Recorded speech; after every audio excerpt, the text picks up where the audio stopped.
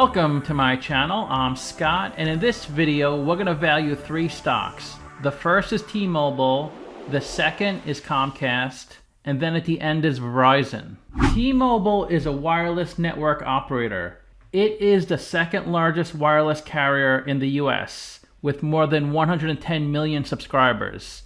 The original name of the company was VoiceStream Wireless. In 2001, Deutsche Telecom became the largest shareholder. They own around 54% of the company currently. So they renamed the company T-Mobile US to be part of its T-Mobile brand. In April 2020, T-Mobile and Sprint completed its merger, making Sprint a subsidiary of T-Mobile, which resulted in Sprint's name officially being erased. T-Mobile US is headquartered in Bellevue, Washington, and was founded in 1994. Let's get started with the model. This is a large cap company, 162 billion market cap. They're trading at $135 a share, and they have 1.2 billion shares outstanding. Let's look at their financials. The way you value a company is you estimate the free cash flows into the future, and then you discount those numbers back to today's value. That's what we're doing in this video. And free cash flow is cash flow from operations minus capital expenditures. They did have really big negatives in 2020 and 2021. A small negative in 2022, back to positive in the trailing 12 months at 2.8 billion. But they have positive net income. The fact that they have positive net income and these big negatives in free cash flow, this just means they're investing a lot back into CapEx. So the idea is the investment in CapEx will lead to greater free cash flow in the future. Net income is the profit or loss on the income statement. It's revenue minus expenses. And that's around $3 billion a year in 2020, 2021, and 2022. It gets close to $4 billion in the trailing 12 months. Revenue is a sales for the company, and that does peak in 2021 at $80 billion. Then after that, it doesn't really grow. It sits around $80 billion. But it looks like they're becoming more efficient. Their margins are going up. Even with the same revenue, they have higher net income and they have positive free cash flow. They released their first quarter earnings a few weeks ago, and this is their income statement for the first quarter of 2023 versus the first quarter of 2022. Service revenue increased from 15.1 billion to 15.5 billion. Most of their revenue is post-paid revenue, 11.9 billion. 2.4 billion prepaid revenue, and wholesale and other 1.3 billion. If you're not sure what postpaid and prepaid revenue is, it's pretty obvious when you hear it. Most of us are postpaid. We use our phone throughout the month, and then at the end of the month we get a bill. So we get to use their service and not pay for it until the end of the month. That's postpaid. Prepaid is like when you buy a phone card for $100, and then you used $100 over time, so you're paying for the service before using it. They also sell equipment. That was 3.7 billion, down from 4.7 billion. So their total revenue, which is service revenue plus equipment revenue, is 19.6 billion. That is down from last year of 20.1 billion. And then you have operating expenses. Cost of services is 3 billion. And their revenue and services is 15.5 billion, great margins. So their profit is like 12.5 billion in services. Cost of equipment is 4.6 billion, and the revenue is 3.7 billion. They're losing money in equipment. That just may be a loss leader. They're losing money on equipment to get people signed up for their service. SG&A, which is marketing expenses, payroll for HR, payroll for people in marketing, that's 5.4 billion. Depreciation and amortization, 3.2 billion. So total expenses, 16.2 billion, down a lot from last year of 18.3 billion. So their operating income is much higher at 3.4 billion compared to last year at 1.8 billion. They're doing a great job at building their margins. They're much more profitable this quarter than last quarter. Their interest expense is 835 million. This is the interest they pay in their debt. It was a little higher last year. 630 million of taxes, a lot more than last year of 218 million. Net income of 1.9 billion, last year 700 million. Much higher net income on pretty much the same revenue. Their EPS tripled from 57 cents to 159, and they have less shares outstanding than last year. 1.25 billion, 1.22 billion. So they're buying back stock. This is the operating section of their statement of cash flows. Operating cash flows converts net income into cash because net income is your accounting profit or loss. It's not actual cash. The way to calculate CFO, we start with their net income, then we have to add or subtract the non-cash items on the income statement. We add back depreciation and amortization, 3.2 billion. We add back 180 million of stock-based compensation, deferred income taxes, 611 million. Deferred income taxes are taxes a company will eventually pay but aren't due yet. Bad debt expense, this is on their accounts receivables, 222 million. Then we have to adjust for changes in working capital. They extended 1.3 billion of credit, so they sold products or services but didn't receive payment for it. They had a cash inflow of 1 billion on operating lease right-of-use assets. These are assets that another company owns that they lease from them. So you'll see a cash inflow of 1 billion because the asset is put onto their balance sheet. And then you see a cash outflow of 1 billion because they have to pay money to that company to lease the assets. So it's kind of like a wash. Even though they reported an accounting profit of 2 billion, they actually generated over 4 billion of cash flow. Last year was pretty similar, 3.8 billion. Let's look at the capital structure. 67 billion of equity, 110 billion of debt. They're 38% equity, 62% debt. Their net debt is 105 billion. So they have about 4.5 billion of cash on their balance sheet because net debt is debt minus cash. And they have a WACC of 9%, and that's the discount rate we're going to apply to the future cash flows. We estimated 4 years of future free cash flows. We also estimated a terminal value, which is all cash flows past year for, that's 185 billion. We discounted those numbers back to today using the weighted average cost of capital. We get a value of the company of $159 billion. We divide that by 1.2 billion shares. And we get a calculated stock price of 132. They're trading at 135, so they're trading at a 2% premium. It's a small sell according to the model. Simply Wall Street is way higher than me. They're at 338. They say the stock is 60% undervalued. 13 analysts priced this stock, and the average price target is 183. The low is 160. The high is 204. Another 29 analysts priced this stock, and the average price target is 179. They say the stock is 33% undervalued. This is where the stock has been trading since it IPO'd in 2007. A few months after it IPO'd, the stock ran up a bit. But pretty much when they IPO'd is during the Great Recession. And the stock went from $80 down to about $10. So if you bought it here, you'd be down like 90% after a couple of years. If you had the foresight to wait another decade, you would have broke even. Around 2020, it got back up to where it was at its peak after a few months. Then you would have probably sold the stock because you got your money back and it's been a decade and you just want to put it into something else. But if you were patient, it would have doubled over the next 2.5 years. It's trading pretty close to its all-time high. And they did do a reverse stock split back in 2013, so they wouldn't get delisted. And you could see they don't pay a dividend. Most companies in this industry do pay a dividend. So to summarize T-Mobile, I have them trading at a 2% premium. The company has been around 29 years. It has tons of customers. And it's offering a service that we really can't live without. We all need our phones on us 24/7. And I'm pretty confident they're going to start paying a dividend either this year or next year. I ranked their free cash flow 7 out of 10, their revenue 5 out of 10, and their ratios 2 out of 10.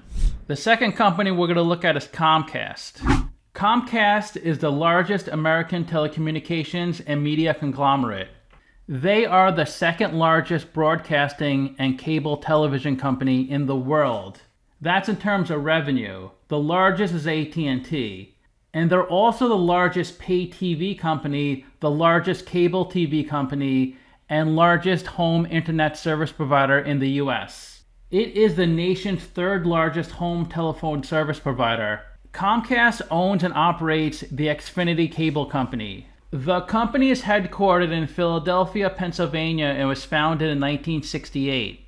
Let's get started with the model. This is a large cap company, 165 billion market cap. They're trading at $39 a share, and they have 4.2 billion shares outstanding.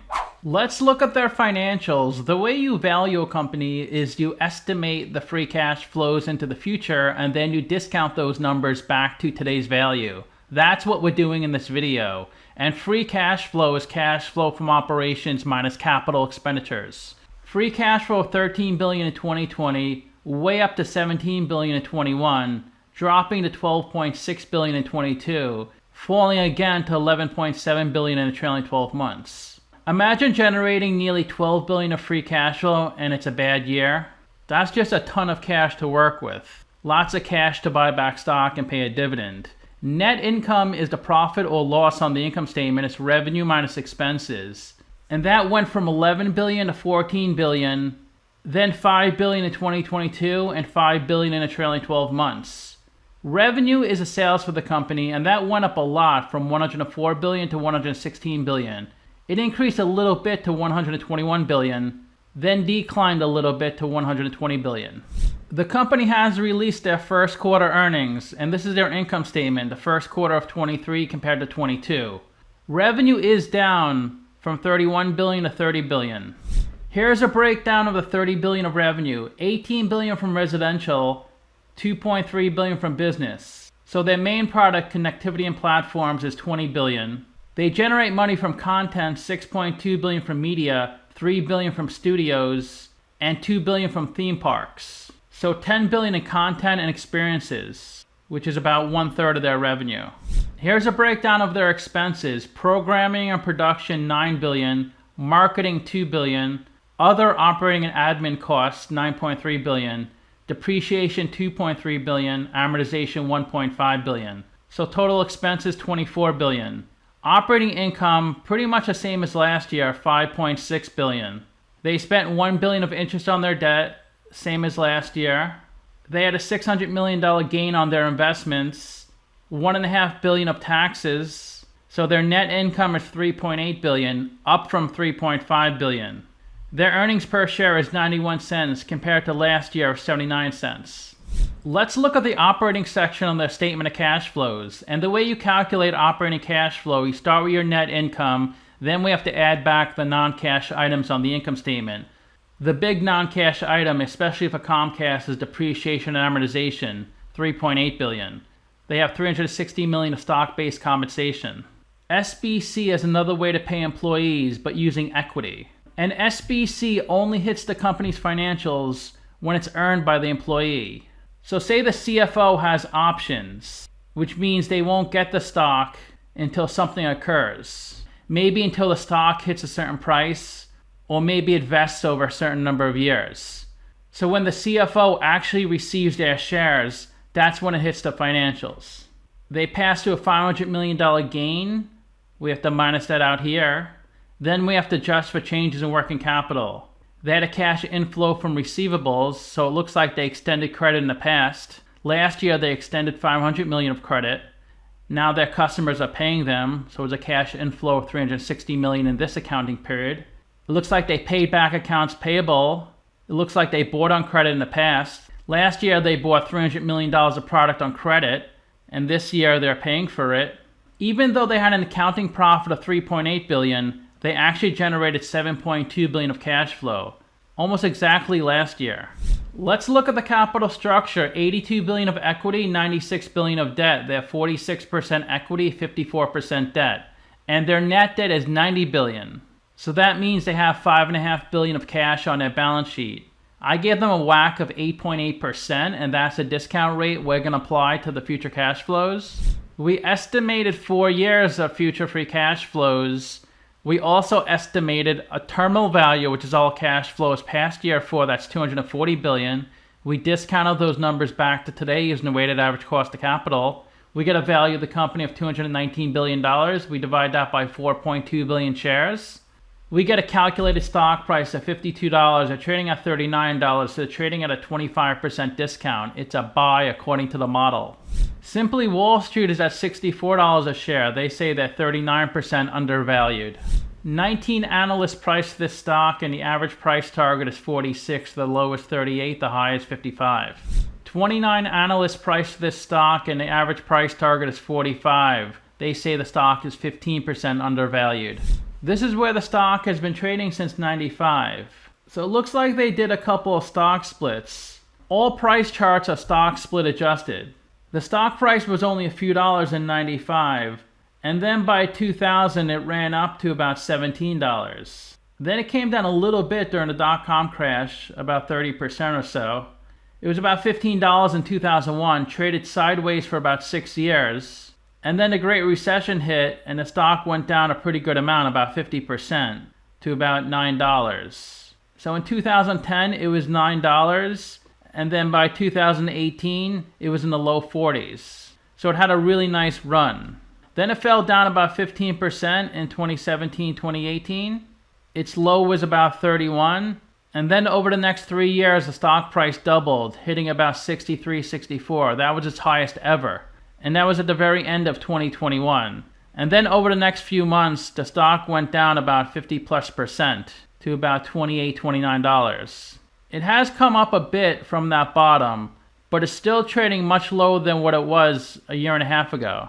So it looks like it has some room to grow, which is different than T-Mobile. T-Mobile is trading at its all-time high, or pretty close to it. You can see they were paying a dividend through '99, then they cut their dividend from '99 to 2008. They brought it back. It looks like they've been paying their dividend consistently since 2008. Their dividend in 2018 was 19 cents. They just raised it to 29 cents. That's the current dividend. That's a yield of almost 3%, which is only 41% of their free cash flow, but 93% of their net income.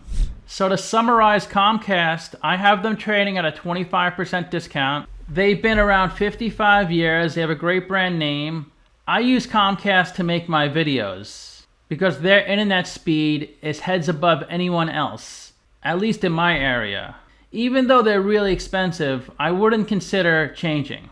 I rank their free cash flow as 4 out of 10, their revenue 6 out of 10, and their ratio is 4 out of 10. Let's look at the third and last company, Verizon. Verizon is a telecommunications company. It was originally Bell Atlantic and part of the breakup of the Bell system into 7 companies, commonly referred to as Baby Bells. In '97, Bell Atlantic expanded into New York and the New England states by merging with fellow Baby Bell NYNEX. In 2000, Bell Atlantic acquired GTE to expand its footprint. It was at this time it changed its name to Verizon.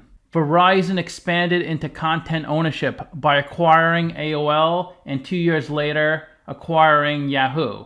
In 2019, AOL and Yahoo were spun off and sold to Apollo Global Management. Verizon is the largest wireless carrier in the US with 143 million subscribers. The company is headquartered in New York, New York, and was founded in 1983. Let's get started with the model. This is a large cap company, 147 billion market cap. They're trading at $35 a share, and they have 4.2 billion shares outstanding. Let's look at their financials. The way you value a company is you estimate the free cash flows into the future, and then you discount those numbers back to today's value. That's what we're doing in this video. And free cash flow is cash flow from operations minus capital expenditures. They had lots of free cash flow in 2020, over 21 billion, a huge negative in 2021, back to positive in 2022, but less than half of 2020's number, 10.4 billion. It grew to 13 billion in the trailing 12 months. Net income is the profit or loss on the income statement. It's revenue minus expenses. That was 18 billion in 2020, then around 22 billion after that. Revenue is the sales for the company, and that increased about 8 billion from 2020 to 2022. It dropped a little from 2022 to the trailing 12 months. The company has released their first quarter earnings, and this is their income statement, the first quarter of 23 versus the first quarter of 22. Revenue is down a little bit. It's 33 billion. Let me give you a breakdown of this revenue. 25 billion of their revenue is from consumers, 7.5 billion from businesses, and 600 million from corporations. And their revenue is down in every single category. Business is down the most, down 3% compared to the first quarter of 2022. Year over year, revenue is down 1.9%. Most of their revenue is from services, 27 billion. They generate 5.8 billion from equipment sales. and that's down a lot from last year. Services is pretty much flat year over year. The expenses directly related to generating the $27 billion is $7 billion, but the cost to generate the $5.8 billion of equipment sales is $6.4 billion.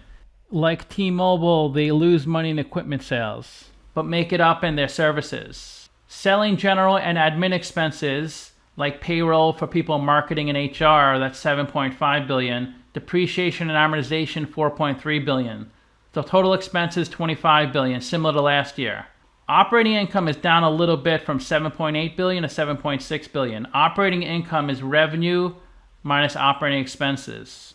Their earnings from equity investments is $9 million. Equity method accounting is an accounting technique to record profits or losses from a company's investments in other companies. Usually equity method accounting is used when a company owns between 20% to 50% of another company. The definition is if the company has significant influence over another company, it should use equity method accounting. If a company doesn't have significant influence over another company, it should use cost method accounting. They had a gain of $114 million of other income. They paid $1.2 billion of interest on their debt, up a lot from last year of $800 million.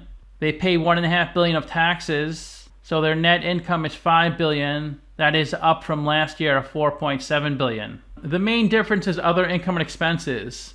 Last year they had a loss of $900 million. This year they had a gain of $100 million. That's a $1 billion swing. Their EPS is up a little from 109 to 117.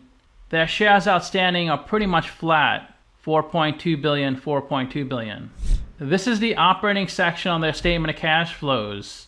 And the purpose of operating cash flows is to convert net income into cash, because net income is your accounting profit or loss. It's not actual cash. So to calculate operating cash flow, we start with their net income, $5 billion. We add back the non-cash items on the income statement. The big one is depreciation and amortization, $4.3 billion. Deferred income taxes, $330 million. And provision for losses on their accounts receivable is $530 million. Then we have to adjust for changes in working capital. They had a cash outflow of $774 million. Last year, they had a cash outflow of $3.5 billion. So even though they reported an accounting profit of $5 billion, they actually generated $8.3 billion of cash flow, a lot higher than last year. Let's look at their capital structure. $93 billion of equity, $178 billion of debt. They're 34% equity, 66% debt. Their net debt is $176 billion, so they have about $2.2 billion of cash on their balance sheet. I give them a WACC of 9%, and that's the discount rate we're going to apply to the future cash flows. We estimated 4 years of future free cash flows. We also estimated a terminal value, which is all cash flows past year 4, that's $249 billion. We discounted those numbers back to today using the weighted average cost of capital. We get a value of the company of $227 billion. We divide that by 4.2 billion shares. And we get a calculated stock price of $54. They're trading at $35, so they're trading at a 35% discount. It's a strong buy according to the model. Simply Wall Street is a lot higher. They're at $91 a share. They say the stock is 62% undervalued. 11 analysts priced this stock, and the average price target is 46. The low is 37, the high is 64.